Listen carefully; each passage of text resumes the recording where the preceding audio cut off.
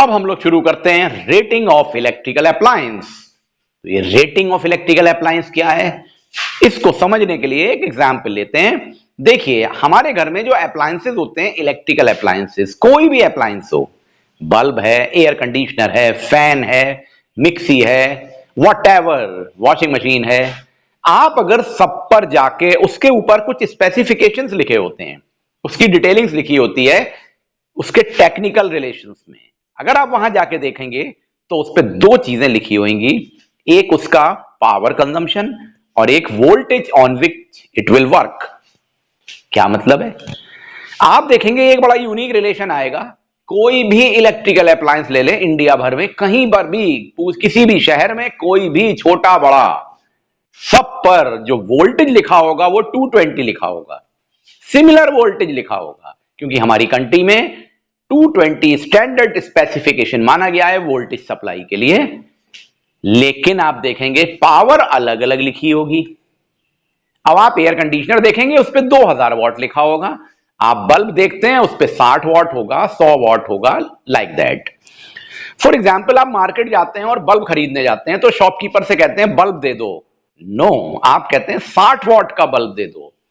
आप ये कभी नहीं कहते 220 वोल्ट का बल्ब दे दो, क्योंकि 220 तो सबको पता है हर अप्लायंस पे होगा, लेकिन उसकी पावर अलग अलग होगी। तो हम किसी भी अप्लायंस को जब उसके टेक्निकल रिलेशन में, जिससे कि हम ये पता लगा सकें कि वो वर्किंग बिहेवियर में किस तरह का है, power efficiency, resistance of current required के रिलेशन में किस तरह का है, तो इसके लिए दो स्पेसिफिकेशंस यूज करते हैं। Means working of the appliance is explained in relation to two terms. One is the power and second is the voltage, और इसको हम कहते हैं रेटिंग ऑफ इलेक्ट्रिकल अप्लायंस। तो इसमें दो तरह की रेटिंग होती है, पावर रेटिंग और voltage rating. Means all electrical appliances are rated, and again की working and energy consumptions is explained in terms of the voltage on its work and the power of the appliance, the power consumption by the appliance। तो इससे क्या फायदा है, पहली बात तो ये समझ में आ गई। फॉर एग्जाम्पल देखिए, ये बल्ब बना हुआ है, यहां पे पावर 60 वॉट है, वोल्टेज 220 वोल्ट है। एक ये एयर कंडीशनर बना हुआ है जिसमें पावर 2000 वॉट है, वोल्टेज 220 वोल्ट है।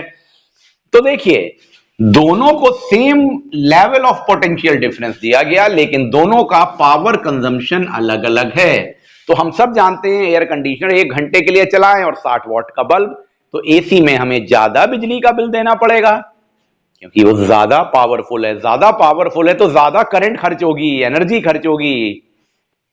बिल्कुल क्लियर बात हो गई। ये देखिए, बिल्कुल वैसे ही है जैसे कि हम क्लासरूम में पढ़ा रहे हैं, तो हम सबको सेम टॉपिक पढ़ा रहे हैं, पर सामने बैठे हुए स्टूडेंट्स अलग अलग लेवल के हैं। तो किसी को सब कुछ समझ में आ जाता है, किसी को कम समझ में आता है। तो जिसको ज्यादा समझ में आया वो ज्यादा पावरफुल है, जिसको कम समझ में आया वो कम पावरफुल है। मींस रेटिंग दो चीजों से रिलेटेड है, क्या दिया गया, क्या एक्सेप्ट किया गया, और उससे आउटकम क्या आया। तो यहां पर वोल्टेज और पावर इलेक्ट्रिकल अप्लायंस में लेते हैं, इसको हम कहते हैं रेटिंग ऑफ इलेक्ट्रिकल अप्लायंस। और इससे बड़े इंपॉर्टेंट कंक्लूजन्स निकल आते हैं, दो कंक्लूजन्स निकलते हैं। क्या कंक्लूजन निकलते हैं, वो ये हैं, हमको ये पता लग जाता है कि सेफ लिमिट ऑफ करंट क्या है जो उस अप्लायंस को देनी चाहिए उसकी प्रॉपर वर्किंग के लिए। मतलब एक बल्ब को कितनी करंट चाहिए इस रेटिंग पर, या एयर कंडीशनर को कितनी करंट चाहिए मिनिमम करंट इस रेटिंग पर कि वो काम कर सके। अगर उससे कम करंट मिलेगी तो वो काम नहीं कर पाएगा। तो हमको minimum current required by the appliance पता लग जाती है, और उसके लिए हम फॉर्मूला यूज करते हैं, P is equal to VI, as we know the power is equal to voltage into current. तो current is equal to power upon voltage. हमको ये करंट पता लग जाती है, ये सेफ लिमिट ऑफ करंट और द मिनिमम करंट रिक्वायर्ड है। दूसरा, जब वर्किंग होगी तो एनर्जी लॉस होगा due to resistance in coil और वायर। तो मैक्सिमम रेजिस्टेंस कितनी ऑफर करेगा वो अप्लायंस, बल्ब या एयर कंडीशनर, हमको ये पता लग जाता है P is equal to V square upon R के लॉजिक से, यानी कि R is equal to V square P, V square by P. इस रिलेशन से हम रेजिस्टेंस निकाल सकते हैं, और हमको ये पता है जहां पे रेजिस्टेंस ज्यादा होती है वहां पे करंट कम होती है। तो ये लॉजिक का यूज करके हम minimum current required and maximum current offered निकाल लेते हैं और उसके बारे में पूरा आइडिया क्लियर हो जाता है। इस सिस्टम को कहते हैं रेटिंग ऑफ अप्लायंस। अब आइए इसी के एग्जाम्पल को लेके आपको यही करंट और वोल्टेज और पावर और रेजिस्टेंस का रिलेशन क्लियर कर देते हैं। देखिए आपके सामने ये एग्जाम्पल है जिसमें दो बल्ब हैं, एक ये बल्ब है और एक ये बल्ब है। इस बल्ब की पावर है 100 वॉट, इस बल्ब की पावर है 10 वॉट, लेकिन दोनों का वोल्टेज 120 वोल्ट है। दोनों का वोल्टेज 120 वोल्ट है, तो ये मोर पावरफुल बल्ब है, ये लेस पावरफुल बल्ब है। जैसा कि हम जानते हैं ज्यादा पावर का बल्ब क्यों लाएंगे, ज्यादा ग्लो कराने के लिए, ज्यादा रोशनी के लिए। तो एक कॉमन लॉजिकल बात हमको समझ में आ रही है कि अगर ज्यादा पावरफुल बल्ब है, ज्यादा वॉट का बल्ब है, तो ज्यादा करंट लेगा, ज्यादा करंट लेगा तो ज्यादा इलेक्ट्रिकल एनर्जी कंज्यूम होगी, तो हमारा बिजली का खर्चा ज्यादा होगा। ज्यादा करंट है तो उसमें रेजिस्टेंस कम आनी चाहिए ना, क्योंकि करंट और रेजिस्टेंस का इनवर्स रिलेशन है। मींस जो हमें ये समझ में आ रहा है थ्योरेटिकली, इसको हम मैथमेटिकली कर देंगे। देखिए तो हमारे सामने ये पावर और ये वोल्टेज दिए हैं, तो current required by this bulb निकाल लीजिए। तो I is equal to P by V लिखेंगे तो 100/120 एम्पियर। अब जरा इस बल्ब के लिए करंट निकालें तो I is equal to P upon V, तो 10/120 एम्पियर। देखिए दोनों जगह वोल्टेज डिनोमिनेटर में 120 है, लेकिन न्यूमरेटर में 100 है, यहां 10 है। तो न्यूमरेटर यहां पर बड़ा है, यहां पर छोटा है, लेकिन डिनोमिनेटर तो सेम है। तो ये कम पावर का है तो यहां कम करंट चाहिए होगी, क्योंकि ये वैल्यू तो कम होगी 10/120 100/120 के रिलेशन से। तो less current is required by this bulb as compare to this bulb, यानी कि यहां पे ज्यादा करंट चाहिए होगी क्योंकि पावर ज्यादा है।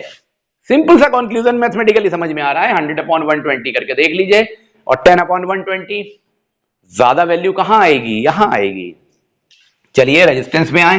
अब जब करंट ज्यादा आ गई तो रेजिस्टेंस कम होनी चाहिए, चेक कर लेते हैं। R is equal to V square by P, 120 into 120 upon 100 किया तो 144 ओम्स आ गया रेजिस्टेंस। यहां देखिए R is equal to V square by P किया तो 120 इंटू 120 अपॉन 10 1440 ओम्स। देखिए ज्यादा रेजिस्टेंस आ गई क्योंकि करंट कम थी। तो इस बल्ब में 10 वॉट के बल्ब में ज्यादा रेजिस्टेंस आ रही है क्योंकि करंट कम है। यहां पे ज्यादा पावर है तो ज्यादा करंट नीडेड है, तो रेजिस्टेंस कम प्रोड्यूस होगी, यानी कि जैसे जैसे पावर बढ़ती जाएगी रेजिस्टेंस कम होती चली जाती है। ये कंक्लूजन आ गया। करंट ज्यादा होने से रेजिस्टेंस कम होगी, और पावर का रिलेशन किस तरह से, ज्यादा पावर है तो वो ज्यादा करंट को कंज्यूम करेगा, ज्यादा इलेक्ट्रिकल एनर्जी को कंज्यूम करेगा, क्योंकि उसे ऑपरेशन के लिए मिनिमम करंट ज्यादा चाहिए है। और अब लास्ट टॉपिक पे आते हैं हम लोग, Joule's heating effect of current.